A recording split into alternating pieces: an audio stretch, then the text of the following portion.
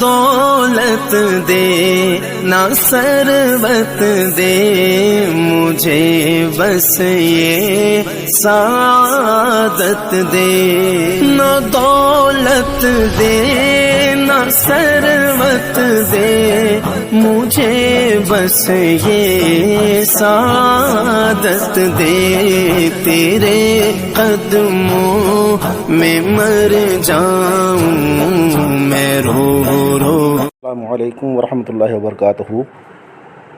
الحمدللہ الذی ابدع الافلاک والارضین والصلاة والسلام علی من کان نبیا وآدم بین الماء والطین وعلی آلہ واصحابہ اجمعین، اما بعد فاعوذ باللہ من الشیطان الرجیم، بسم اللہ الرحمن الرحیم۔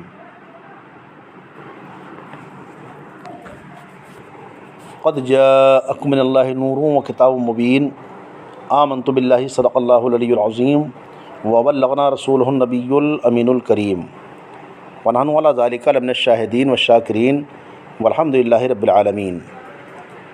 یا خدا بہر جناب مصطفیٰ امداد کن، یا رسول اللہ اس بہر خدا امداد کن، یا شفیع المذنبین یا رحمت للعالمین، یا امان الخائفین یا ملتجا امداد کن، یا شہید کربلا یا دافع کرب و بلا، گل رخا شہزادے گلگوں قبا امداد کن، غوث اعظم بمن بے سر و سما مدد، قبلہ دی مدد کعب ایما مدد، بگرداب بلا افتادہ کشتی ضعیفن و شکستہ رات پشتی، بحق خواجہ عثمان ہارونی مدد کن یا معین الدین چشتی، قادریم نعرہ یا غوث اعظم میزنم دمج شیخ احمد رضا خان قطب عالم میزنم۔ آئیے ہمارا آپ سے مل کر سب سے پہلے آقا نامدار مدینے کے تاجدار دونوں عالم کے مالک و مختار شہنشاہ ذی وقار نائب پروردگار گلشن ہستی کے اولین فصل بہار رحمت للعالمین طہ یاسین جان عالمین سید المرسلین حضور محمد رسول اللہ صلی اللہ تعالیٰ علیہ وسلم کی بارگاہ بے کس پناہ میں اپنی غلامی کا ثبوت دیتے ہوئے زندہ دلی کے ساتھ ہدیہ درود السلام پیش کرنے کی سعادت حاصل کیجیے۔ پڑھیے بآباد بلند، اللہم صلی علی سیدنا مولانا محمد وبارک وسلم، صلاۃ و سلام علیکہ یا رسول اللہ۔ رسول اور آل رسول کی بارگاہ میں ایک مرتبہ درود پاک پیش کر لیجیے۔ صلی اللہ علیہ نبی المی وآلہ صلی اللہ علیہ وسلم، صلاۃ و سلام علیکہ یا رسول اللہ۔ معزز سامعین کرام، گزشتہ پچھلے نشست میں نے جو بیان کیا تھا آپ لوگوں کے سامنے، تو اس میں سرکار دو عالم صلی اللہ علیہ وسلم نور پاک جب حضرت عبداللہ کی پیشانی میں چمک رہا تھا تو آپ کی شادی کی جب تیاری ہوئی تو آپ کے والد ماجد حضرت عبدالمطلب رضی اللہ تعالیٰ عنہ اپنے تمام احباب اور اپنے رشتہ داروں اور دیداروں کو لے کر کے جب حضرت وہب بن عبد مناف کے گھر رشتے کے لیے گئے، اور وہاں سے جب رشتے کی بات طے ہو گئی اور 9 ذی الحجہ بروز پیر کی تاریخ مقرر کر کے جب واپس تشریف لائے تو تمام رشتہ دار اور تمام عزیز و اقارب سب خوشی میں جھوم رہے تھے۔ شادی کی تیاری شروع ہو گئی اور شادی میں سبھی لوگ شریک ہونے کے لیے آپ کی کاشانے پر حاضر ہو گئے۔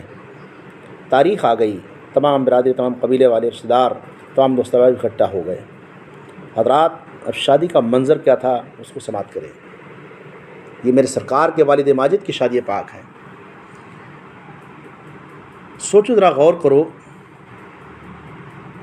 کہ اس وقت کیا سما ہوگا، کیا منظر ہوگا کہ جب حضرت عبداللہ دولہا بنے ہوں گے میرے سرکار کے والد ماجد۔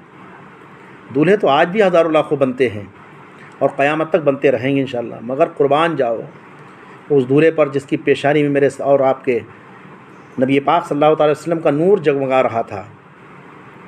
حضرت عبداللہ نے غسل کیا، نئے کپڑے پہنے، عرب کے رواج کے مطابق دولہا بن گئے۔ اب بارات تیار ہے، والد بھی موجود، بھائی بھی موجود، پھوپھیاں بھی موجود، مامے بھی موجود، خالائیں بھی موجود، چاچے بھی موجود، تمام کنبے والے موجود ہیں۔ ساری کائنات اس منظر کو دیکھ رہی ہے کہ آسمان والے بھی دیکھ رہے ہیں، عرش والے بھی دیکھ رہے ہیں، جنت کی حوریں بھی دیکھ رہی ہیں، رضوان جنت بھی دیکھ رہے ہیں کہ آج محبوب خدا صلی اللہ علیہ وسلم کے والد ماجد کی آج بارات ہے، تیار ہے۔ میرا دل تو یہ کہتا ہے کہ میرا عشق تو یہ کہتا ہے کہ یہ کتابی مسئلہ نہیں بلکہ پیار کا مسئلہ ہے. پیار کے الفاظ بول رہا ہوں حضرات، اس پر کوئی صاحب میرے پر فتویٰ نہ لگائیں. پیار کا مسئلہ ہے، محبت کی بات ہے کہ جبریل نے بھی عرض کیا ہوگا اے رب کریم، عرض کی کیا بات، میرے فرمایا کیا بات ہے. جبریل امین نے بارگاہ رسالت میں عرض کیا میرے مولا کیا حکم ہے تیرا. عرض کی میری ایک گزارش ہے. اللہ تعالیٰ نے فرمایا کیا ہے، کہو کیا کہنا چاہتے ہو. جبریل نے عرض کی خالق ارض و سما، اے مالک جن و بشر، آج اگر اجازت دے تو میں بھی انسان کے روپ میں تیرے یا محبوب کے والد پاک کی باراتی بن جاؤں. اللہ اکبر. اللہ تعالیٰ نے فرمایا جبریل تو ہے نوری، بارات ہے خاکیوں کی، یہ جوڑ کیسے بنے گا. جبریل عرض کی مولا کریم، اگر تیرے حکم سے حضرت مریم کے پاس بشر بن کر ان کے جسم میں پھونک مار سکتا ہوں تو آج بھی بشری کرتا پہن کر کے، بشری لباس پہن کر تیرے محبوب علیہ الصلوۃ والسلام کے والد مکرم کا براتی بن سکتا ہوں. میرے کریم کی قدرت مسکرا پڑی. فرمایا اچھا جبریل پھر جا، پر اکیلا نہ جا، فرشتوں کو بھی لے جا، میکائیل کو بھی لے جا، اسرافیل کو بھی لے جا، اسرائیل کو بھی لے جا. حضرت اسرائیل علیہ السلام نے عرض کی ہوگی مولا کریم تیرا 100 بار شکر ہے کہ تو نے محبوب کے والد کا باراتی بنایا ہے، لیکن مولا کریم وہاں تو بڑی دیر لگے گی. فرمایا پھر کیا ہوا. عرض کی میں موت و حیات کے مالک، میں نے تیرے حکم سے اتنی ماؤں کو ان کے بچوں سے جدا کرنا ہے، اتنی عورتیں بیوہ کرنی ہیں، اتنے بچے یتیم کرنے ہیں، اتنے لوگوں کو رلانا ہے، اتنے گھروں کو برباد کرنا ہے. اگر بارات میں چلا گیا تو یہ کام کون کرے گا، یہ ڈیوٹی کون ادا کرے گا. یا اللہ. اللہ تعالیٰ نے فرمایا ہو اسرائیل خبردار، آج کسی ماں سے اس کا لخت جگر نہ چھیننا، آج کسی کو یتیم نہ کرنا، آج کسی کو نہ رلانا، آج کسی کا گھر برباد نہ کرنا. مولا کریم کیوں فرمائے اسرائیل آج برباد کرنے والی رات نہیں، آج تو آباد کرنے والی رات ہے. یہ آج کسی کو رلانے والی رات نہیں بلکہ محبوب کے والد کی خوشیوں کی بارات والی رات ہے. اسرائیل علیہ السلام نے عرض کی مولا کریم کیا تقدیر بدل گئی ہے. فرمایا ہاں، آج محبوب کے صدقے بدل گئی ہے. اب میرے محبوب کے والد پاک کی بارات چلی. سبحان اللہ. ایک طرف حضرت عبداللہ کے خاندان والے باراتی ہیں، دوسری طرف جبرائیل بھی باراتی ہیں، میکائیل بھی باراتی ہیں، اسرافیل بھی باراتی ہیں، اسرائیل بھی باراتی ہیں، کئی ہزار فرشتے بھی. اب ایسے لگ رہا ہے کہ ہر طرف نور ہی نور. اور اب دیکھنے والے کہہ رہے ہیں کہ دیکھو بارات بھی نور، باراتی بھی نور، شہر بھی نور، مقام بھی نور، دولہا بھی نور، دلہن بھی نور، رب کائنات میں آنے والا نبی بھی نور، نور علی نور، اور قیامت تک نبی کی ساری اولاد بھی نور. اور اسی لیے تو یہی بات امام اہل سنت اعلیٰ حضرت عظیم البرکت امام محمد رضا خان فاضل بریلوی رحمۃ اللہ رضوان فرماتے ہیں بڑی جھوم کر کے کہ تیری نسل پاک میں ہے بچہ بچہ نور کا، بچہ بچہ نور کا، تو ہے عین نور تیرا سب گھرانہ نور کا، سب گھرانہ نور کا. اور اپنا دامن پھیلا کے عرض کیا کہ میں گدا تو بادشاہ بھر دے پیالہ نور کا، میں گدا تو بادشاہ بھر دے پیالہ نور کا، نور دن دونا تیرا دے ڈال صدقہ نور کا، دے ڈال صدقہ نور کا. بارات چلی. چلتی چلتی نبی کریم علیہ الصلوۃ والسلام کے نانا جان حضرت وہاب بن عبد مناف کے دروازے پر پہنچ گئی. حضرت عبد المطلب نے ملت ابراہیم علیہ السلام کے مطابق نکاح پڑھایا، بارات نے کھانا کھایا. اب میرے پاک نبی کی پیاری امی جان کی ڈولی تیار ہو گئی.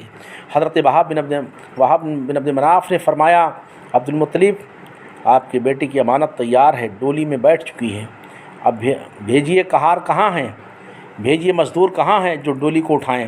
لیکن عبد المطلب مزدور وہ بھیجنا، کہار وہ بھیجنا جو پاک و صاف ہوں، کیونکہ میری بیٹی بھی پاک ہے، پاکیزگی کا مجسمہ ہے. حضرت عبدالمطلب مزدور دیکھنے لگے گناہوں سے پاک ہوں، ظاہر و باطن صاف ہو۔ اللہ تعالیٰ نے آواز دی جبریل، عرض کی جی مولا کریم، فرمایا میرے محبوب کے والدہ کی ڈولی مزدوروں کو نہ اٹھانے دینا۔ عرض کی میرے مولا خالق کائنات پھر کون اٹھائے گا؟ فرمایا جبریل، میکائیل، اسرافیل، اسرائیل کو ساتھ لے کر تم اپنے آپ کو مزدور ظاہر کر دو لباس بشری میں، اور پھر میرے محبوب کے والد کی امانت تم اپنے کندھوں پر اٹھا کر لے کر جاؤ تاکہ عصمت آمنہ میں کوئی فرق نہ آنے پائے۔ اللہ اکبر۔ اب چاروں مقرب فرشتے مزدور بن کر کے میرے نبی کی والدہ کی ڈولی اٹھا کر چلے۔ کیسا حسین منظر ہوگا، کیسا پیارا سما ہوگا۔ والدہ میرے آقا کی اٹھانے والی نوری مخلوق اس منظر کو دیکھ کر حوریں جنت میں خوش ہوتی ہوئیں، رضوان فردوس بھی خوش ہوئے، فرشتے آسمانوں پر خوش ہوئے، خالق کائنات عرش بری پر خوش تھا۔ جبرائیل، میکائیل، اسرافیل، اسرائیل ڈولی اٹھا کر خوش تھے۔ قربان جاؤ ان راہوں پر جہاں میرے محبوب صلی اللہ تعالیٰ علیہ وسلم کا خاندان آباد تھا، جہاں میرے نبی کے والد چلتے تھے۔ پیاری امی جان امی چلتی چلتی تھیں، میرے نبی کے قدم لگتے تھے۔ اللہ اکبر۔ جب رخصتی ہوئی تو جناب عبدالمطلب نے فرمایا کہ پہلے اللہ تعالیٰ کا شکر بجا لانے کے لیے برات خانہ کعبہ چلے گی۔ تمام برات خانہ کعبہ پہنچی۔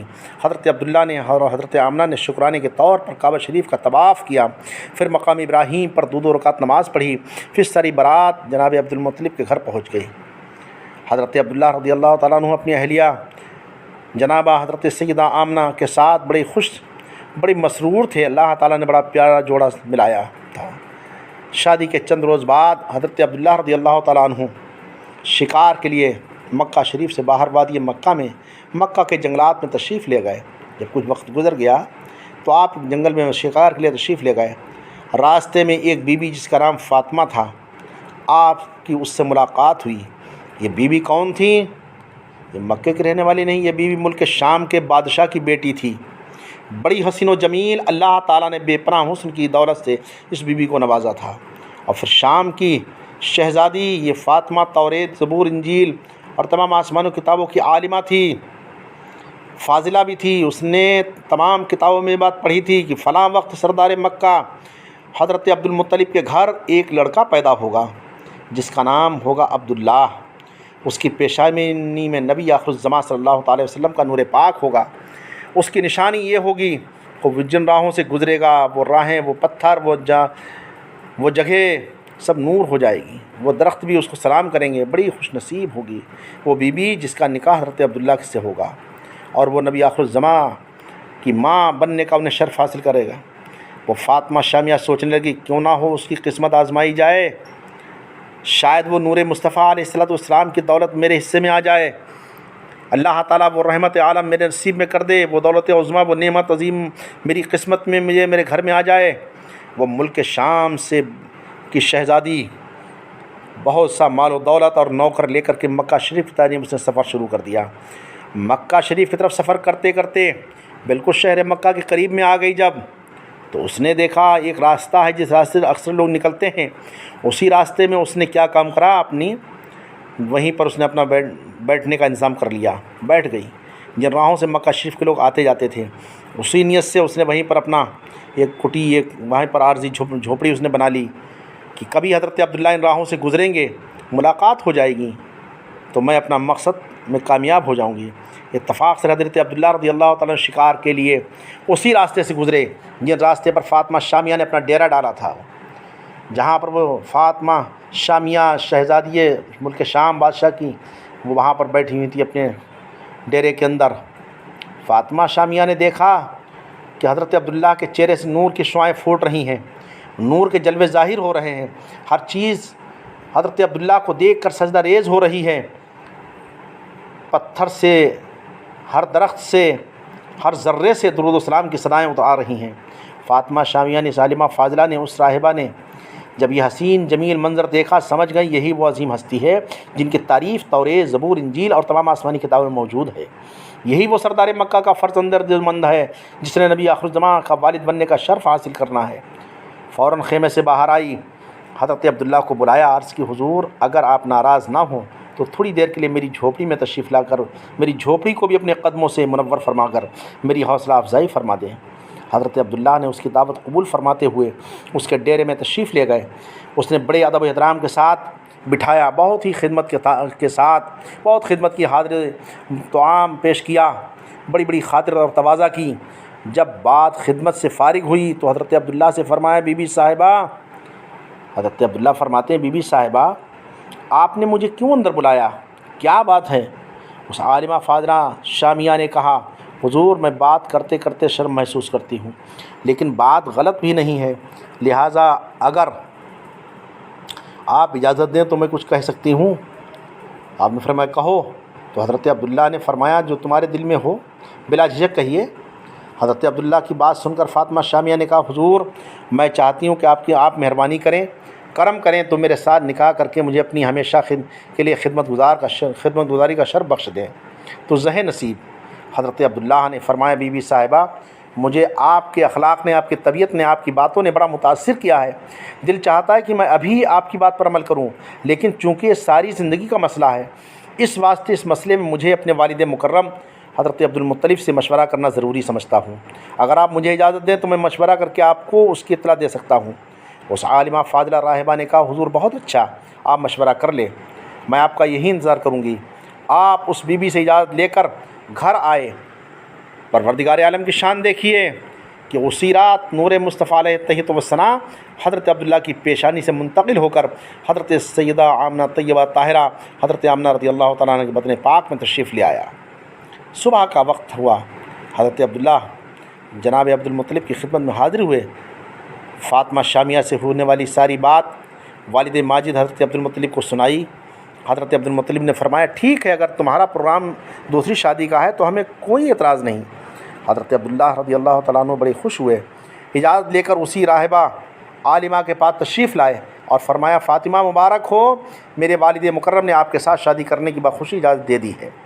فاطمہ شامیہ بڑی خوش ہوئیں، لیکن جب حضرت عبداللہ کے چہرے کو دیکھا وہ نور کے جلوے، وہ نور کی شعائیں، وہ نور کی تجلیاں نظر نہ آئیں، وہ نور محمد صلی اللہ تعالیٰ علیہ وسلم کے اشکارے نظر نہ آئے، جلوے نظر نہیں آئے نور کے. تو اس عالمہ فاطمہ نے کہا، عبداللہ کیا آپ کی کوئی اور پہلے بیوی ہے؟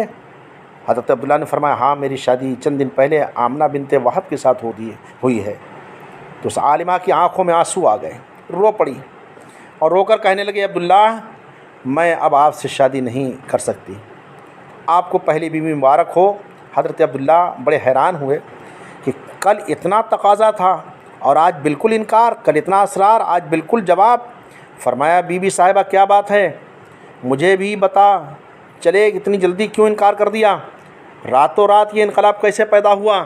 تو اس عالمہ نے کہا ہے، سردار مکہ کے لخت جگر، میں کوئی بدکار نہیں، میں فاحشہ نہیں، میں بے حیا نہیں، خراب نہیں، بلکہ میں نے آج تک کسی غیر مرد کے ساتھ کلام تک نہیں کیا. میں عالمہ ہوں، فاضلہ ہوں، توریت، زبور، انجیل، تمام آسمانی صحائف کی حافظہ ہوں. میں ملک شام کی شہزادی ہوں، بادشاہ شام کی لخت جگر ہوں.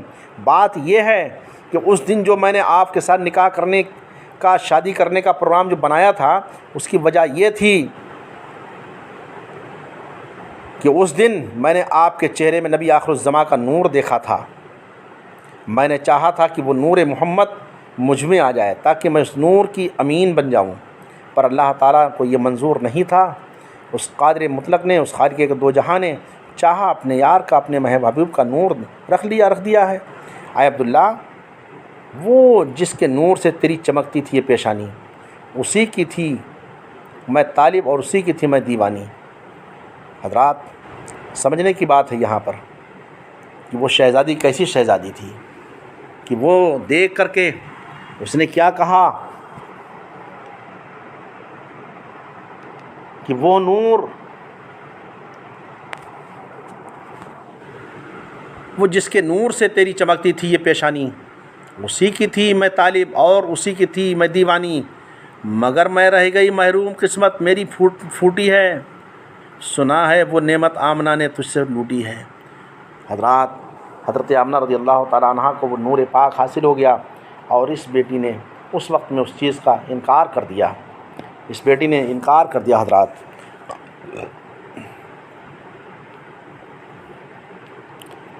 اس لیے